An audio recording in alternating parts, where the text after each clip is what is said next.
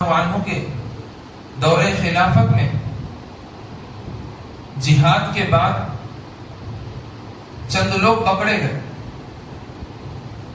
اور اس میں ایران کا ایک سپہ سالار ہرمزان کو پکڑ کر لایا گیا. بہت بڑا مالک تھا اور بڑا طاقتور تھا، بڑی شجاعت بڑی بہادری کا مالک تھا اور ایران کا سپہ سالار تھا. تو حضرت عمر رضی اللہ عنہ کے پاس جب قید کر کے اس کو لایا گیا، یہاں دیکھو کہ وعدے کی پاسداری اللہ کے نبی علیہ الصلوۃ والسلام نے کیسے کر کے ہمارے لیے ایک نمونہ بنا کر دی. اور یہی چیز یہی طریقہ حضرات صحابہ کے اندر بھی کیسے تھا.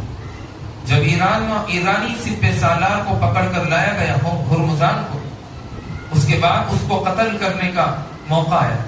جب اس کو قریب لے کر آیا گیا تو تمام لوگ وہاں جمع تھے. اللہ کی قسم منبر رسول پر بیٹھ کر کہتا ہوں، اگر اس وقت لوگ جمع نہ ہوتے تب بھی حضرت عمر کو وعدے کا پابند پاتے.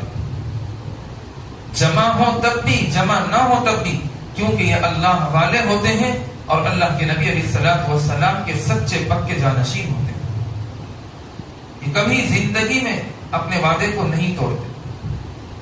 لہذا ہرمزان کو جب پکڑ کر لایا گیا، اس کے بعد ہرمزان نے کہا کہ میری ایک خواہش ہے، اس کو پورا کر دو.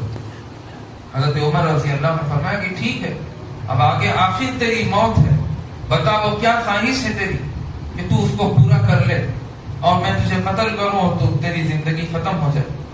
تو ہرمزان نے کہا کہ مجھے ایک گلاس پانی پینا ہے.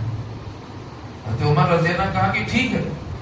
دیگر صحابہ سے کہا کہ جاؤ ایک گلاس پانی لاؤ اور اس بندے کو دے دو. لہذا ہرمزان کو پانی دیا گیا. جیسے وہ پیالہ ہاتھ میں پکڑا، ہرمزان نے کیا کیا، وہ پانی کے پیالے کو الٹا کر کے پورا پانی زمین پر گرا دیا.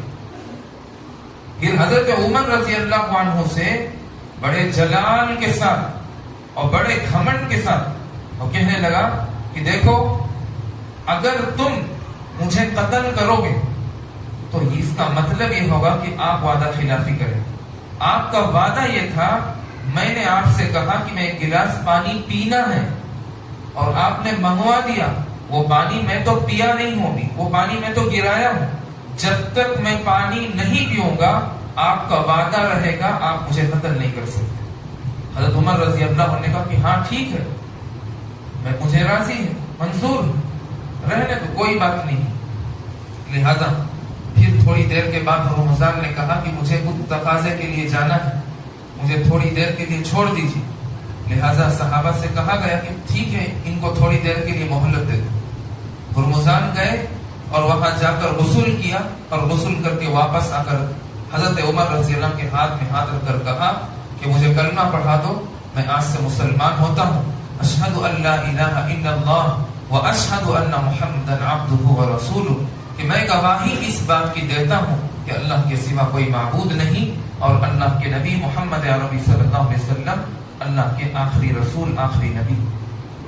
حضرت عمر رضی اللہ عنہ نے کہا کہ یہ بات تو تم پہلے بھی کہہ سکتے تھے نا، کیا ضرورت تھی آپ پانی منگائے، اس کے بعد پانی کو گرا دیا، پھر تھوڑی دیر کی مہلت مانگی، پھر جا کے غسل کیا، پھر آ کے آپ نے یہاں کلمہ پڑھ رہے ہیں.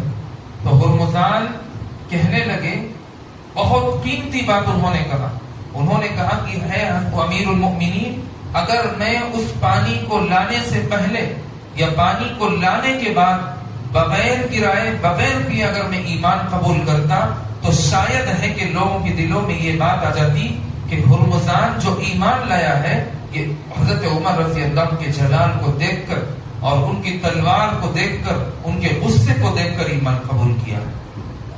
اب جب میری امن میری جان محفوظ ہو گئی، مجھے پتا چل گیا کہ حضرت عمر مجھے قتل نہیں کریں گے، اس وقت تک جب تک میں پانی نہ پی لوں.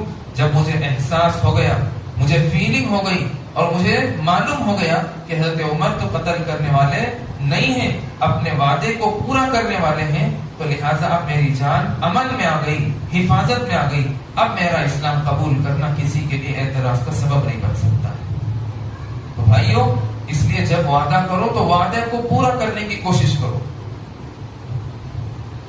اور اس کو کو ہلکے میں لوگ لیتے ہیں، بہت ہی معمولی گناہ سمجھتے ہیں. یاد رکھو